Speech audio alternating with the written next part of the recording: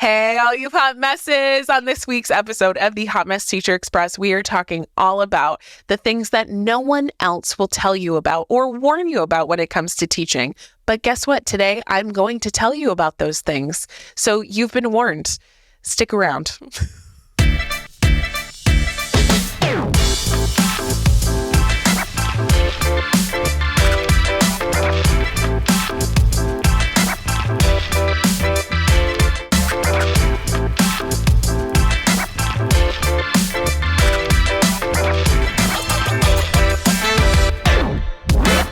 Hey, all you hot messes. I am so happy that you are here with me today. You may be driving into school today, ready to change the lives of the humans that have been entrusted to you and that have been put in your classroom for the day, right? Coming through the hallways of that school with the confidence of Beyonce, right? The fans blowing. Maybe you've got her singing you coming into school, like that type of confidence, right? Or you may be sitting in your car trying to work up the nerve to put the keys into the ignition and actually turn on the car to go to work. Or maybe to even try and get out the door to go to school. Or maybe you've had the best day ever with your students and you're reveling in the joy and happiness that was today. Or maybe you're lying down on the floor with who knows what that's stained on the carpet.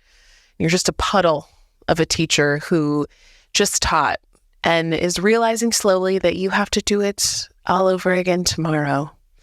Well, wherever you are, puddle or Beyonce, thank you for being with me today. With that being said, I hope that you are following us on all of our platforms, Instagram, TikTok, Facebook, and YouTube. There's so much happening on those platforms, and I really love to interact with you guys and listen to your stories and how you're reacting to the episodes, what you guys want to hear about too. That's the best way to reach out to me and to communicate. So I really would love to hear from you and have you join this community. My heart in all of this and my hope with the Hot Mess Teacher Express is just a podcast, but that it becomes a community that is loving, uplifting, and also accepting of every type A teacher to, wait, was there a meeting today, teacher? Like, if you cannot find the support and love in your school or in your teaching team, I want you to know that you can always find that here on the Hot Mess Teacher Express with all of the other Hot Mess teachers. I have a lot of fun new episodes coming up that I cannot wait to share. And I also would love to just talk about it with you after they air. So please make sure that you're following us on Instagram, Facebook, TikTok, and YouTube. That'd be so exciting. So let's get into it. I am really excited to kind of laugh through this episode and can't wait to share about basically what no one told us about teaching. If you're a first-year teacher, this may be helpful information to start out with and kind of accept or hear, maybe for the first time. But I understand that sometimes the most powerful way to learn is just through experience. For some reason, like a lot of us don't believe something until we actually live through it. Like, this won't happen to me, or I'm not that kind of teacher. I will never do that. This will never happen to me. I'm here to tell you that it will, and it does. Okay. And then when it does happen to you, you're going to come back and be like, I get it now. Yeah. I kind of feel like that way with parenthood, right? Before, I was just like this naive, innocent woman with no children or experience with raising children. And I was like, I am never going to be that parent. But here I am being that parent In this episode, I'm going to refer to they, and they is like the collective they of education professors, current teachers, friends who are becoming teachers or who also are teachers. So this episode is about things they don't warn you about before you become a teacher. If anything, they tell you the opposite is going to happen of these things. And these things will totally not be anything that anyone ever acknowledges. They'll totally ignore all of these things altogether. Like, these things are Voldemort or something. Because I just want you to be aware. Maybe you can laugh as you remember going through these things for the first time, or maybe you're still naive and innocent, and I'm really happy for you. I hope today we can all laugh together through all of these things. So please come on down the tracks with me. The first thing that no one really tells you about is how often you are going to be sick the first year of teaching. Children are disgusting creatures. I'm sorry, I said it. They are disgusting, and they also have no way of gauging that they need to keep those germs to themselves. How to keep those germs to themselves? Kids are constantly picking their noses, sneezing all over themselves and you, okay? And there is snot coming out of like every orifice of their face. They don't wash their hands. They have to lick things. The amount of times that I have told children, middle schoolers, to not lick that is also something that no one warned me about either. Okay. So you are definitely going to catch those germs that your body hasn't fought in a few years. You're defenseless. Okay. When you're just beginning to bounce back from the first sickness, guess what? Right in your open mouth. Well, you're just trying to help them with multiplying fractions. I'm trying to help you, man. I'm trying to help you. And you will be so sick the first few years of your teaching career. And it's going to happen. It's okay. We should just acknowledge it. I also feel like there should be something that comes with first year teacher contracts that comes with extra sick days. Like, we know that your poor little college body is not used to the germs. My first year teaching babies, your immune system has been like living on a tropical vacation, right? It's about to get reality smacked out of it. The second thing no one tells you about is the amount of times teaching that you're not actually teaching. I think this is the one that surprised me the most. Like, I had no idea how much I over-exaggerated how much I was going to be teaching in my brain. When I think of teaching, I thought that I was going to get up at 8 a.m. in front of a class and teach math and teach history and to like just go on all day long. I thought it was going to be every single moment of every single day that I was going to be teaching and spreading knowledge and wisdom and just rainbows and butterflies. We would get it all done. All of it. And then some. But then, like, oops, the fire alarm, I guess. We're all lighting up and leaving the room for 20 minutes. And then, ding! And then you're reading your email and you're like, wait, we have an all-school assembly today? Like, I have lessons planned. What? And then another fire drill and bring, bring, like a phone call. You forgot attendance. Okay. The interruptions to your all-day teaching will never end, meaning that you're probably going to be doing a lot less teaching than you think you are. But listen, you're going to get used to not being able to finish the thought, and you'll be able to finish the thought while lining up the kids for a drill. Okay? That's the beauty of teachers. We adapt like no one else in the world. No one. The third thing no one tells you about teaching is that summer break is usually not the whole summer. Those college summers, wow, they're nice. Okay? Finals are like the first week of May. You get out and you have the most amazing summer ever, no responsibilities when you're on college summer break, you maybe have like a casual part-time job, and then you're back late August, right? It's a beautiful thing. You have so much time, so much freedom, so carefree. And then you get your first teaching job and you're like, all of you business people, I get my summer break still. And then, right? No, you don't. No, you do not. Summer break consists of staying a few days after the quote unquote last day of school and then showing up at least a week before the kids show up for the next year. And then somehow trying to find time to finish all of the other things you're required to do during your quote unquote free summer. Okay. You have lesson plans, you have classroom decorating. There are PDs that you have to go to, trainings that you're required to do. All of this is over the summer. And guess what? You don't get paid over the summer.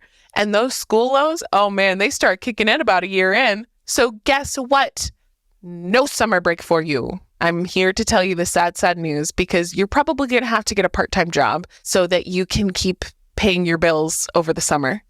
Last summer, okay, I am almost 34 years old. Last summer was the first time I did not work a summer job. Okay.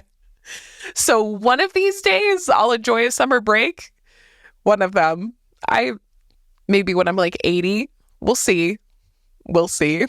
The next thing no one really warned you about is the things that come out of your students' mouths, okay?